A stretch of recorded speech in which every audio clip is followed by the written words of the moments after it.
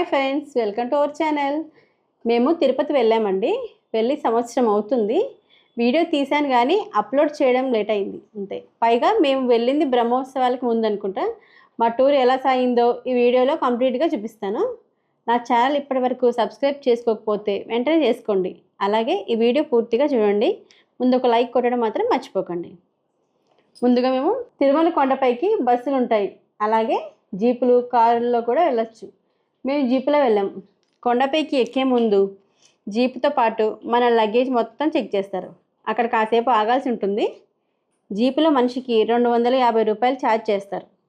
దాదాపు 45 నిమిషాల్లో పైకి వెళ్ళిపోతాం. అలాగే వెళ్ళిపోయామన్నమాట. డ్రైవింగ్ చేస్తూ మా డ్రైవరు ఫోన్ మాట్లాడుతున్నాడు. జీపులో వాళ్ళందరూ భయపడ్డారు, అయినా క్షేమంగానే తీసుకెళ్ళాడు.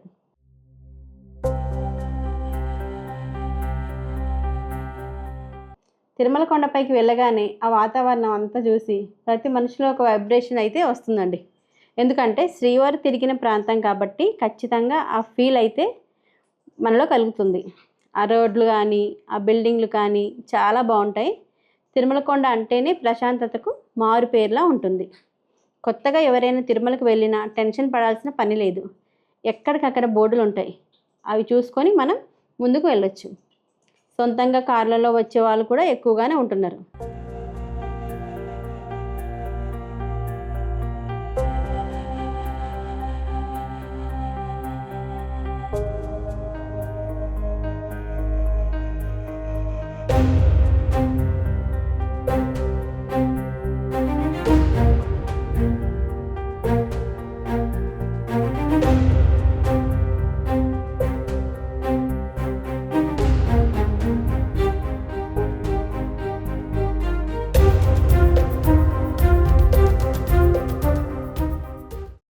పైగా మేము వెళ్ళింది సాలకట్ల బ్రహ్మోత్సవాల సమయం. చాలా కన్నుల విందుగా ఉంది తిరుమల అంతా. మేమైతే ముందుగానే ఆన్లైన్లో రూమ్ దర్శనం బుక్ చేసుకొని వెళ్ళాం.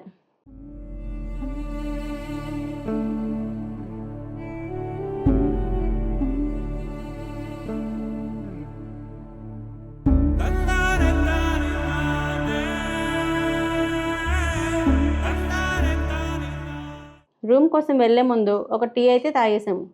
తిరుమల కొండపై టీ చాలా బాగుంటుందండి. అల్లం టీ స్పెషల్గా చాలా బాగుంటుంది. అక్కడ నుంచి సిఆర్ఓ ఆఫీస్ దగ్గరికి వెళ్ళి రూమ్ తీసుకున్నాం. ఆ తర్వాత దర్శనానికి వెళ్ళిపోయాం. దర్శనం చాలా బాగా జరిగింది.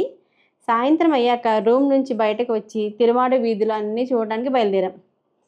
మాకు వరాహస్వామి గెస్ట్ హౌస్లో రూమ్ ఇచ్చారు. ఇక్కడికి అన్ని దగ్గరగా ఉంటాయి, చాలా షాపింగ్ చేసుకోవచ్చు. ఎక్కడా దొరకని చాలా వస్తువులు ఇక్కడ తక్కువ రేటుకే దొరుకుతాయి. మన ఇంట్లోకి కావాల్సినవి చాలా ఉంటాయండి. నచ్చితే కొనుక్కోవచ్చు. అన్నదాన సత్రం కూడా ఎదురుగానే ఉంది.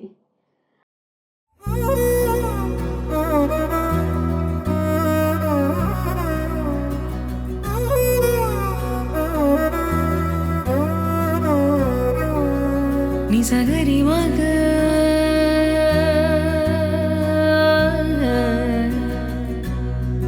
నిసగరి పా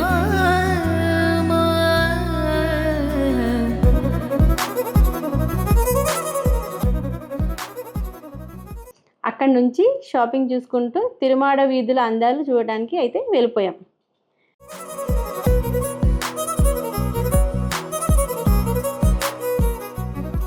తిరుమాడ వీధుల్లో పాదరక్షలు అస్సలు ధరించకూడదండి. బ్రహ్మోత్సవాల సమయం ఏమో అసలు తిరుమాడ వీధులు చూడడానికి 2 కళ్ళు సరిపోలేదు. అంత అందంగా లైటింగ్లతో అలంకరించారు. స్వామివారి దశావతారాలు లైటింగ్ రూపంలో పెట్టారు. చాలా చక్కగా ఉంది.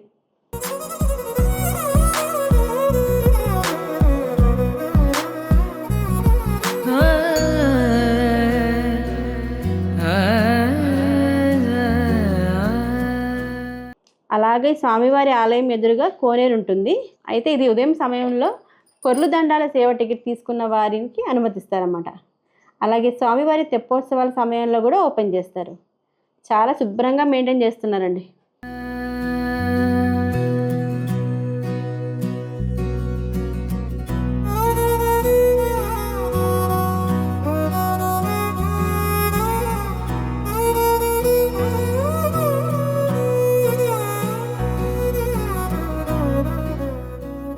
అక్కడ నుంచి నేరుగా వెళ్తే లడ్డు కౌంటర్లు ఉంటాయి.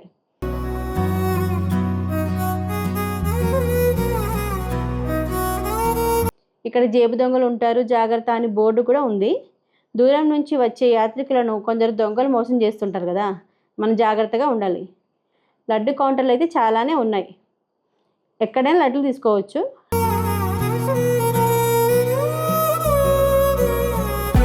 లడ్డు తీసుకొని బయటకు వచ్చేసాక దారిలో వరాహస్వామి గుడి ఉంటుంది. వెంకటేశ్వర స్వామి వారిని దర్శించుకుని ముందు వరాహస్వామిని దర్శించుకుంటారు చాలామంది. అందుకే ఇంత పెద్ద క్యూ లైన్ ఉంది ఇక్కడ. తిరుమాడ వీధులన్నీ రంగురంగుల ముగ్గులతో చాలా సుందరంగా తీర్చిదిద్దారండి. స్వామివారి సన్నిధి దగ్గరలోనే చాలాసేపు కూర్చున్నాం. ఇంకా అక్కడ కూర్చుంటే లేవాలనిపించట్లేదు, అంత బాగుంది. శ్రీవారికి ఇష్టమైన లడ్డు ప్రసాదాన్ని కూడా అక్కడే కూర్చొని తిన్నాము. చాలా హ్యాపీగా అనిపించింది.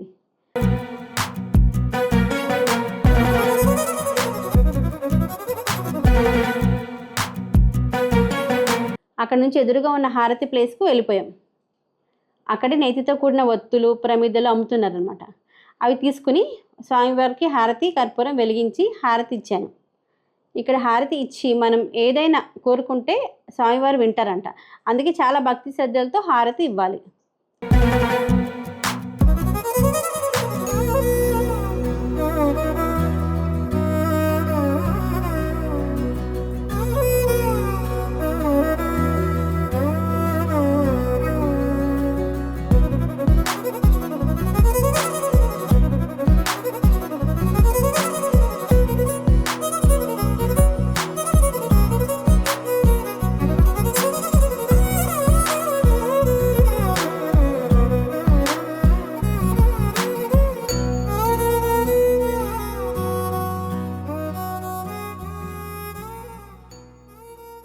అక్కడి నుంచి అలా తిరుమల కొండ అంతా కాసేపు తిరిగాం.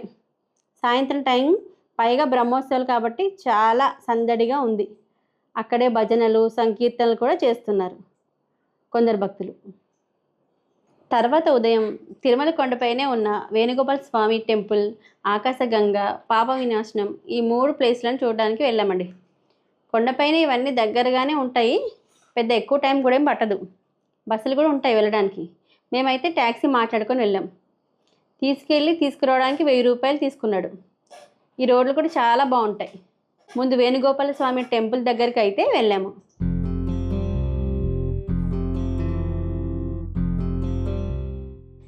వెళ్ళే దారి అంతా షాపింగ్స్ ఉంటాయి. ఇక్కడ రాగి కడియాలు తయారు చేస్తున్నారు. అలాగే ఇంట్లోకి కావాల్సిన వస్తువులు, పిల్లలు ఆడుకునే బొమ్మలు, తినడానికి టిఫిన్లు, పట్టెలు, దేవుళ్ళ బొమ్మలు, ఇలా ఒకటని కాదు, ఇలా చాలా రకాలు ఉంటాయన్నమాట.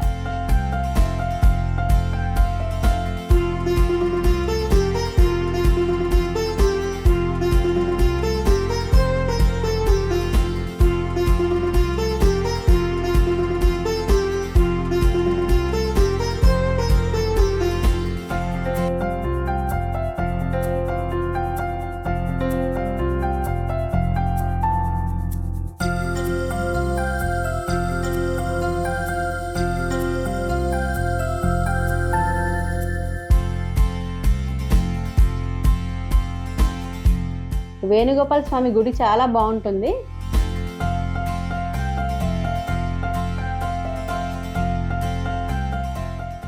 గుడి బయటకు వచ్చాక ఇక్కడ ఒక పెద్ద చెట్టు ఉందండి. ఆ చెట్టు కింద హనుమంతుడి విగ్రహం ఉంది. ఆ చెట్టుకి చిన్న ఉయ్యాలలు కట్టారు. అలా కడితే ఏంటంటే సంతానం లేని వారికి సంతానం కలుగుతుందని ఇక్కడ అంత నమ్మకం. ఆంజనేయ స్వామికి విగ్రహం కాయిన్స్ కూడా పెడుతున్నారు. అందరూ పెట్టారు, నేను కూడా పెట్టాను. పక్కనే సంజీవని పీఠం కూడా ఉంది. అక్కడ ఆంజనేయ స్వామిని దర్శించుకొని బయటకు వచ్చేసాం.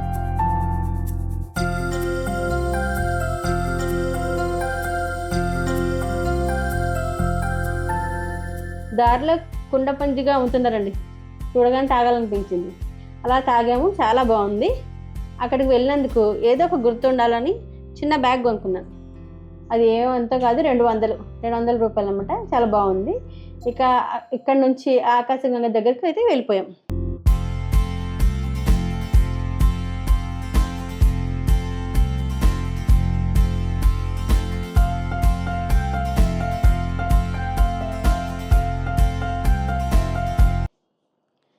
వెళ్ళే దారి అంతా చాలా బాగుంటుంది. ఫుల్ షాపింగ్లు కూడా ఉంటాయి.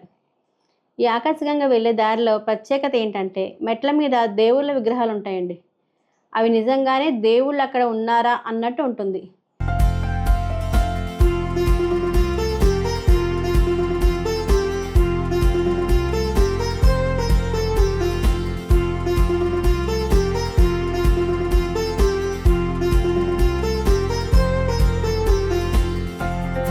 కొండపై ఉండే ప్రతి విగ్రహం చాలా బాగుంటుంది. వెంకటేశ్వర స్వామి సమేతంగా విగ్రహాలు చాలా బాగున్నాయి. ఆకాశగంగ దగ్గర గంగమ్మ వారి ఆలయం ఉంటుంది. వెళ్ళే దారిలో అడవి ఉడత కనిపించిందండి. టూరిస్టులు పెట్టే పళ్ళ కోసం వస్తుంది అది. చాలా బాగుంది. కోతులు కూడా చాలానే ఉన్నాయి.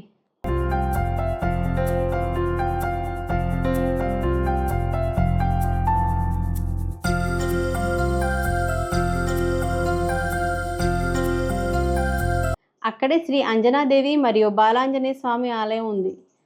అక్కడికి వెళ్ళి దర్శించుకొని పక్కనే ఆకాశగంగ జలజలా పారుతూ ఉంటుంది. కొండల్లోంచి నీరు వస్తూనే ఉంటుంది. ఆ నీళ్ళు కూడా చాలా స్వచ్ఛంగా ఉంటాయి. చాలా చల్లగా, చాలా రుచిగా ఉంటాయి. ఆ పుణ్యజలం తాగితే మన పాపాలన్నీ పోతాయని నమ్మకం. ఆ నీళ్ళతో గుడిలో అభిషేకం కూడా చేస్తున్నారు.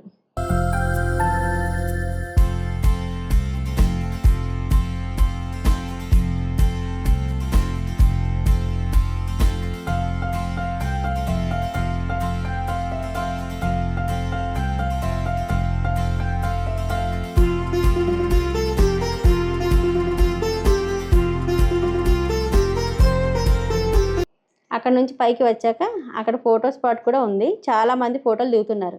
ఆ పక్కనే ఆకాశగంగా స్థల పురాణం రాసి పెట్టారు. ఎవరైనా తెలుసుకోవాలనుకుంటే చదువుకోవచ్చు. అక్కడ నుంచి దారిలో షాపింగ్ చూసుకుంటూ మళ్ళీ స్టార్ట్ అయ్యాం.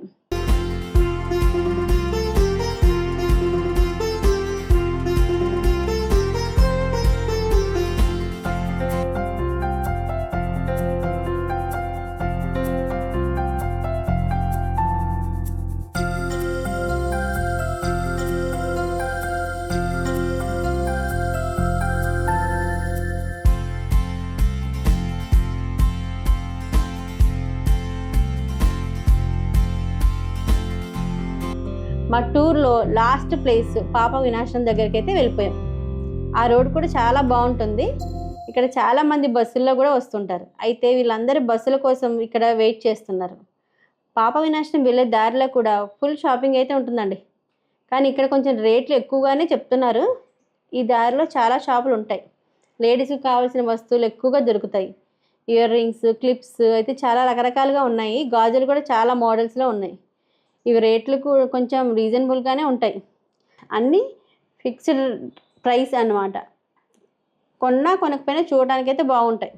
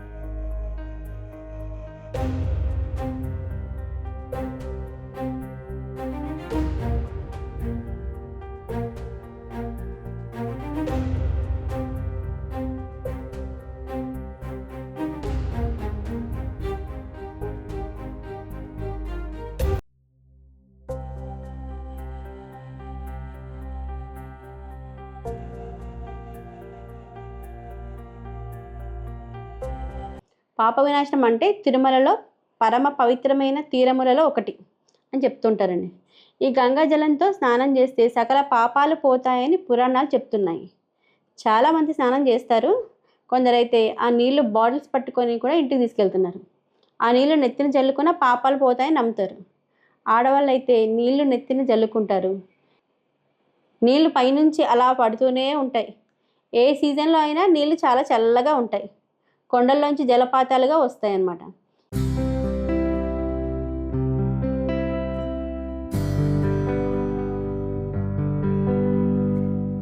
ఇక్కడ శ్రీ గంగా భవాని, శ్రీ ఆంజనేయ స్వామి విగ్రహాలతో ఆలయం ఉంటుంది. ఇక్కడ స్నానం చేసి భక్తులు ఆ టెంపుల్కి వెళ్ళి దర్శనం చేసుకుంటుంటారు.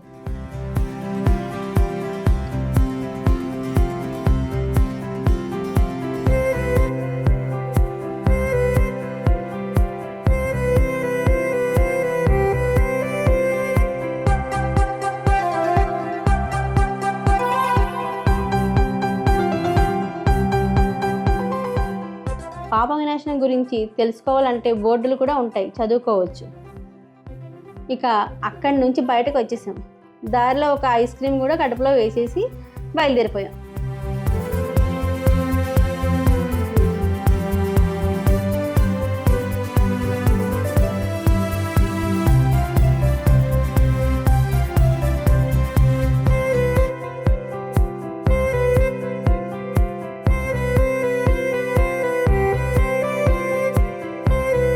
వచ్చే దారిలో తిరుమల కొండపై పెద్ద పెద్ద ఫ్యాన్లు కనిపిస్తున్నాయి. వాటిని విండ్ పవర్ అంటారన్నమాట. తిరుమల కొండకు మొత్తం కరెంటే వాటి ద్వారానే వస్తూ ఉంటుంది. మొత్తానికి 3 పుణ్యస్థలాలు సందర్శించి మళ్ళీ తిరిగి తిరుమలకి అయితే వచ్చేసాము. మాది 2 రోజుల టూరేనండి. ఒకరోజు దర్శనం కోసం కేటాయించుకున్నాం, 2వ రోజు కొండపై చుట్టుపక్కల ప్రాంతాలను సందర్శించుకోవడానికి తిరిగామన్నమాట. ఇంకా తిరుగు ప్రయాణం అయితే బయలుదేరాం. తిరుమల కొండ నుంచి కిందికి దిగేటప్పుడు కూడా మళ్ళీ జీపులోనే వచ్చేసాము. టూర్ అయితే చాలా హ్యాపీగా సాగింది. నాకైతే మళ్ళీ ఎప్పుడు స్వామివారిని దర్శించుకునే అవకాశం వస్తుందా అనుకుంటున్నాను. పునర్దర్శన ప్రాప్తిరస్తు అనుకుంటూ కొండ దిగేసాం.